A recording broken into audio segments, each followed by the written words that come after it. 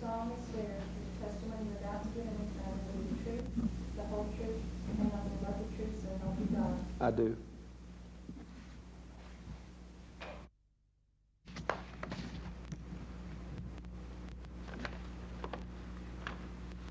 When I was alone with Miss Lewinsky, on certain occasions in early 1996 and once in early 1997, I engaged in conduct that was wrong. These encounters did not consist of sexual intercourse. They did not constitute sexual relations as I understood that term to be defined at my January 17, 1998 deposition. But they did involve inappropriate, intimate contact. These inappropriate encounters ended at my insistence in early 1997. I also had occasional telephone conversations with Miss Lewinsky that included inappropriate sexual banter. I regret that what began as a friendship came to include this conduct, and I take full responsibility for my actions. While I will provide the grand jury whatever other information I can, because of privacy considerations affecting my family, myself, and others, and in an effort to preserve the dignity of the office I hold, this is all I will say about the specifics of these particular matters. I will try to answer to the best of my ability other questions, including questions about my relationship with Miss Lewinsky, questions about my understanding of the term sexual relations as I understood it to be defined at my January 17, 1998 deposition, and questions concerning alleged subordination of perjury, obstruction of justice, and intimidation of witnesses. That, Mr. Bittman, is my statement. Did it involve any sexual contact in any way, shape, or form? Mr. Bittman, I said in this statement I would like to stay to the terms of the statement. I think it's clear what inappropriately intimate is. I have said what it did not include. It did not include sexual intercourse, and I do not believe it included conduct which falls within the definition I was given in the Jones deposition. There was no existing improper relationship at that time. I had, for nearly a year, done my best to be a friend to Miss Lewinsky, to be a counselor to her, to give her good advice, and to help her.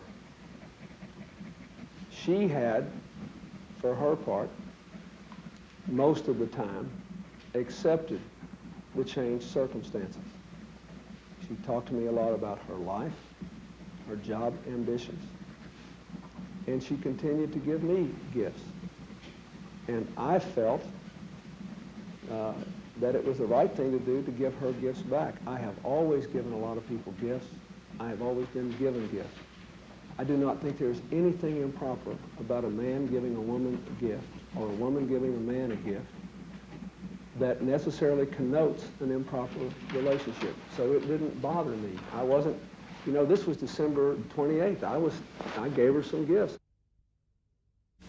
Mr. President, if Mr. Jordan has told us that he had a very disturbing conversation with Ms. Lewinsky that day, then went over to visit you at the White House, and that before he asked you the question about sexual relationship, related that disturbing conversation to you. The conversation being that Ms. Lewinsky had a fixation on you and thought that perhaps the First Lady would leave you at the end of that you would leave the First Lady at the end of your term and come be with Ms. Lewinsky. Do you have any reason to doubt him that it was on that night that that conversation happened? All I can tell you, sir, is I certainly don't remember him saying that. Now, he could have said that, because, as you know, a great many things happened in the ensuing 2 or 3 days, and I could have just forgotten it, but I don't remember him ever saying that. At any time? No, I don't remember him saying that. What I remember was that he said that Monica came to see him, that she was upset that she was going to have to testify, that he had referred her to a lawyer. In fact, she was very distraught about the subpoena, according to Mr. Jordan, wasn't she? Well, he said she was upset about it. I remember that. I don't remember any, at any time when he said this, this other thing you just quoted me. I'm sorry, I just don't remember that. That is something that one would be likely to remember, don't you think, Mr. President? I think I would, and I'd be happy to share it with you if I did. I only had one encounter with Miss Lewinsky I seem to remember, which was somewhat maybe reminiscent of that, but not that, if you will, obsessive, if that's the way you want to use that word.